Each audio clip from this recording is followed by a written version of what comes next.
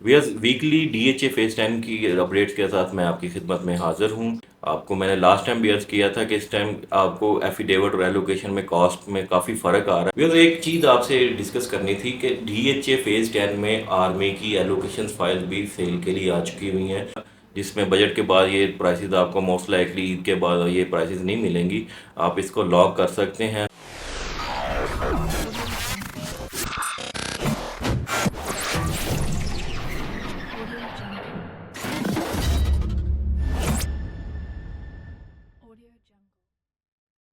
अस्सलाम वालेकुम, welcome to Lahoria सेठ सलमान मकसूद आपसे मुखातिब हूँ। Welcome back again. Viewers weekly DHA phase 10 की अपडेट्स के साथ मैं आपकी खिदमत में हाजिर हूँ।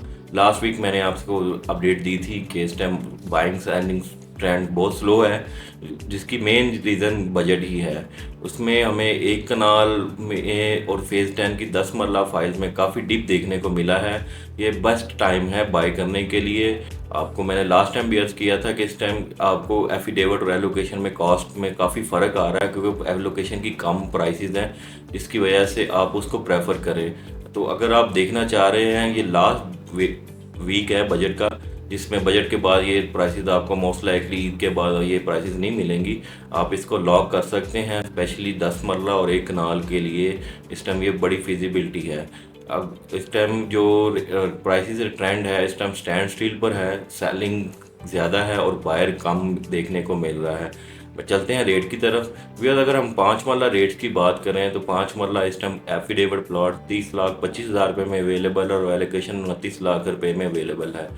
और अगर हम 8 मरला की बात करें, आज 4 जून को 8 मरला एफिडेविट 45 लाख में अवेलेबल है और 43 लाख में एलोकेशन अवेलेबल है। ये स्टेबल चल रहा है, इसमें एफिडेविट में इतना फ़र्क नहीं आया।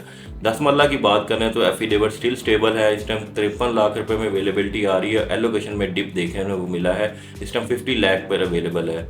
एक कनाल में एफिडेविट आपको इस टाइम 4 जून को 99 लाख के अवेलेबल है और एलोकेशन 86-50,000 का अवेलेबल है। 2 कनाल की बात करें तो 2 कनाल इस टाइम 2,25,00,000 रुपए में अवेलेबिलिटी आ रही है।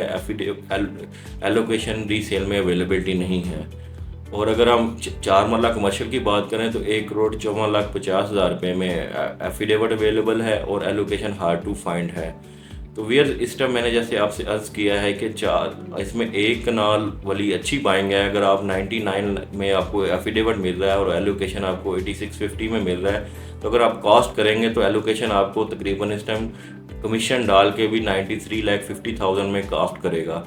वेयर एज़ कि अगर आप एफिडेविट बाई करेंगे तो आपको 1 करोड़ में कॉस्ट करेगा। चीज़ दोनों एक जैसे ही हैं। आपने ये गिवन डे जब बाइंग करते हो तो ये डिसीजन लेना होता है कि आपको कॉस्ट इफेक्टिव कौन सा है। तो इस टाइम जो वर्थ करता है इस टाइम में वो इस टाइम एलोकेशन है। और 10 मरला में भी यही सीन है, एलोकेशन। और अगर मैं 5 मरला की बात करूं तो 5 मरला इस टाइम वर्थ करता है कि आप इस पर एफिडेविट बाई करें, उसमें आपको वो ज़्यादा कॉस्ट इफेक्टिव होगा एज़ कम्पेयर टू एलोकेशन के।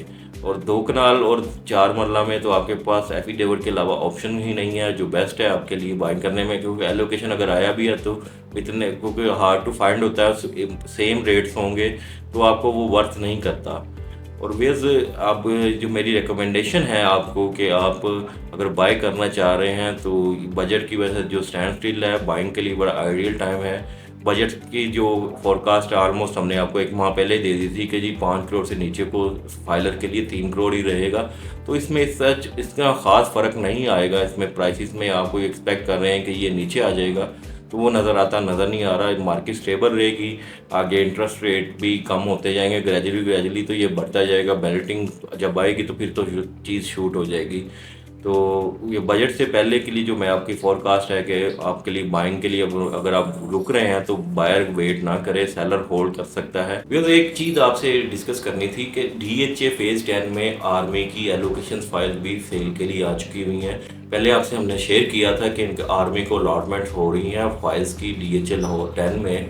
तो इसमें अब वो उनको एनओसी भी मिलना शुरू हो गए हैं और 1-2 फाइल अभी सेल के लिए आ चुकी हुई हैं। अब इसमें आपको 2 कैटेगरी में मिल जाएंगी, सिविलियन और आर्मी कैटेगरी की फाइल।